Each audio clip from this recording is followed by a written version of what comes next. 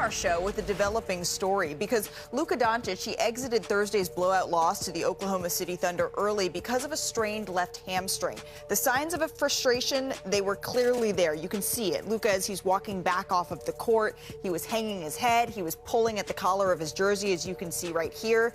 This is the same hamstring, of course, that he missed 4 games with earlier this season. And Laker Nation, all day you've been waiting for Shams to pop on your screens. Here he is. So, Shams, what is the latest that we know here about Luka Dončić? Malika, I'm told Luka Dončić traveled with the Lakers to Dallas, his old home, and that's where he's going to have an MRI here during the daytime. And the Lakers are awaiting the results from that MRI here later today. And I'm not going to report on the results before I have them, but we all know how hamstrings and these soft tissue injuries go, and depending on the severity, this can be measured potentially in weeks. And so the whole league is waiting on this, specifically in the Western Conference, where there are multiple things up in the air. One being the Lakers' positioning in the Western Conference standings. They're in the 3rd seed. They're just 1 game up on Denver for the 3rd seed. There's going to be a lot of jockeying potentially that goes on between 3 and 6. And Luka Dončić's own eligibility for the All-NBA team, for MVP awards, for all the postseason honors, that is all in jeopardy and up in the air as well. All right, so all of this is up in the air right now for Luka Dončić, and of course, they are in the standings jockeying for that 3rd seed. They want to hold that over the Denver Nuggets, and only 1 game separates them. Shams, thank you very much for that insight. We will stay tuned for the results of that MRI. But the Thunder, I mean, they beat the brakes off the Lakers last night.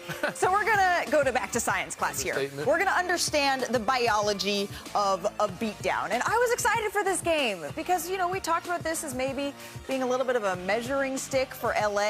Well, they ended up having the 2nd largest loss as a 50-win team in league history. So I got a couple of NBA champs here. Perk, Danny, how the heck does something like this happen? Man, a combination of things. Honestly, you know, LA had a really bad game. OKC had a really good game. Even if that wasn't the case, it just showed the distance and the gap between the 2 groups. Absolutely. But and it feels Lakers like are not ready to play with the big boys just yet. Yeah. But it really started on the front offense end of the floor.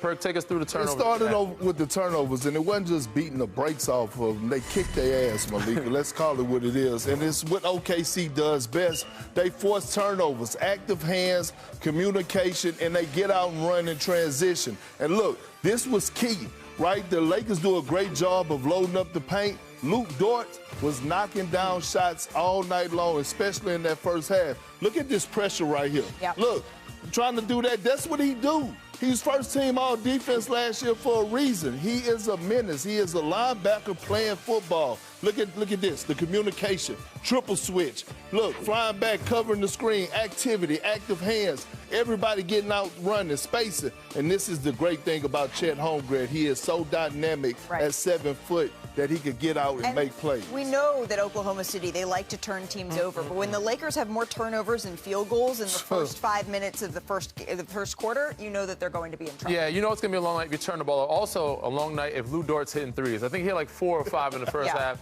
But it started with SGA and them kind of penetrating the zone. Lakers try to, you know, junk it up, change coverages. But J-Dub right here gets an easy screen right here. Finds Lou Dort. They kind of cover him as like a shift guy somewhat.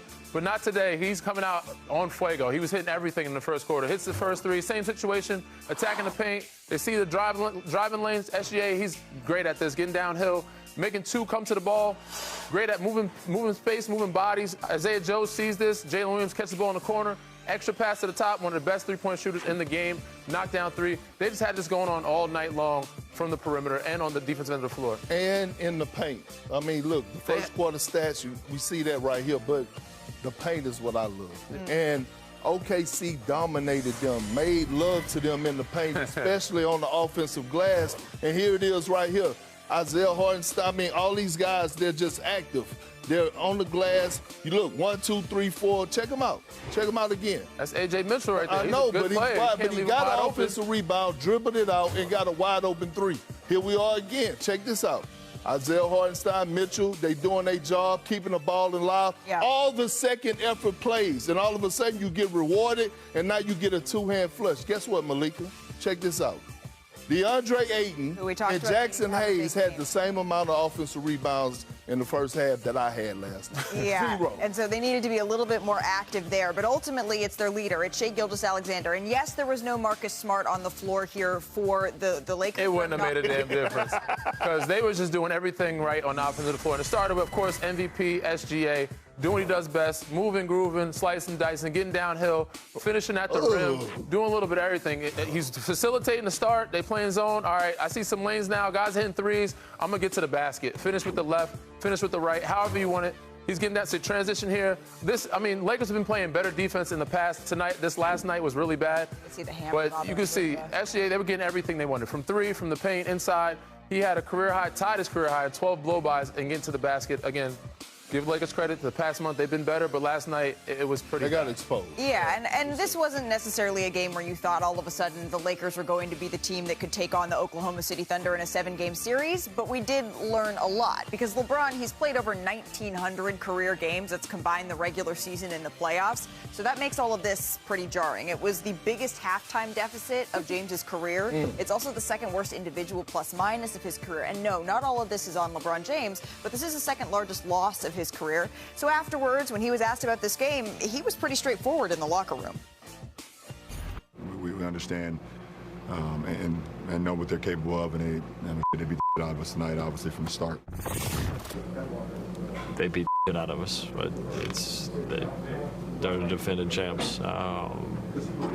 We've got to, be better. I don't know. I mean, losing always sucks. It don't matter if you lose by 1 or 50.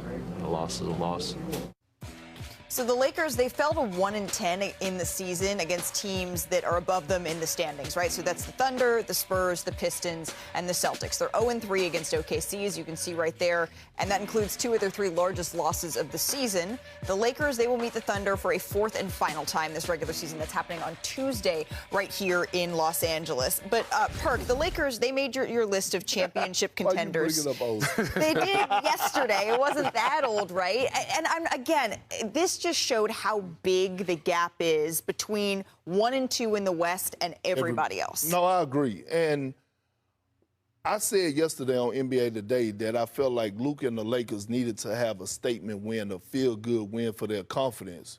That group is not confident anymore. No. And although they've been playing great over the last month, I know Luka, we got to wait on the results for his hamstring, but even before the hamstring, they came and they snatched the soul out of the Lakers. You want to go into the postseason with some type of confidence. The fact that we just showed, you just highlighted that record, they're 1-10 against contenders. I believe they're 1-6 against OKC and the Spurs. Like if you're considered a title contender, you got to have some type of level of confidence that, man, I could at least compete with those guys or those teams. They don't have that, DG. Yeah, but to your list, I will say I give them credit because it's not just the gap between those, it's the rest of the league. Lakers have been playing some really good basketball. Some of the best basketball, better than the Knicks. Normally I would have the Knicks up there, but the Lakers were playing really good basketball until last night.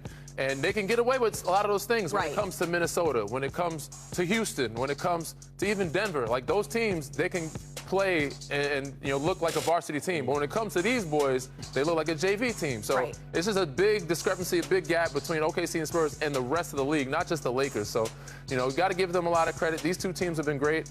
Lakers, to me, I said they look like a really good team that could get out of the first round. Last night proved to me, I don't know if they can get any further than the second round. If they match up with one of those two teams, it looks like they'd be going home early. So you can see here they have a 1-game lead over the Denver Nuggets. And yes, they own the tiebreaker over both the Nuggets and the Rockets here. But it just seems so important that the Lakers were able to stay out of that 4-5 line to avoid a potential second-round date with Oklahoma City. Well, they don't want to have a meet and greet with the Spurs either. So, they could avoid a date. They don't want to have a meet and greet with the Spurs. Here's the thing.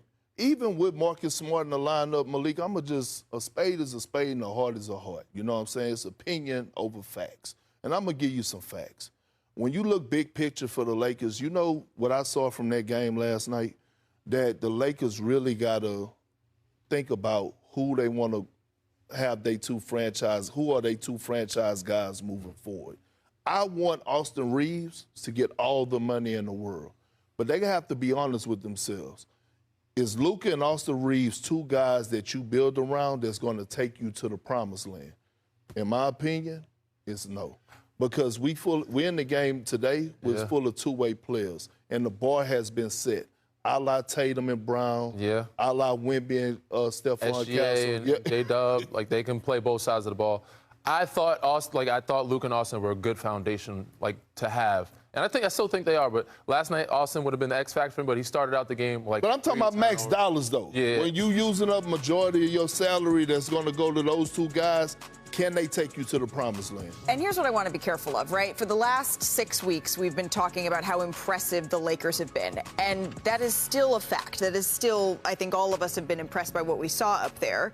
But on the other side of this, there's just a clear ceiling for the Los Angeles Lakers. There's a clear ceiling for basically everybody else in the rest that's not the 1 seed and the 2 seed right now. However, the single biggest takeaway from this game is the health of Luka Dončić. That is what the rest of the Lakers season, how far they're going to go in the postseason, what their seeding is going to be. That's what everything hinges on. So for more on that, I want to bring in our Tim Bontemps here, our senior writer. Tim, what more can you tell us about Luka's potential path for eligibility for postseason awards? Because we've been talking about the Lakers and their standing, but now that 65-game rule is in jeopardy as well.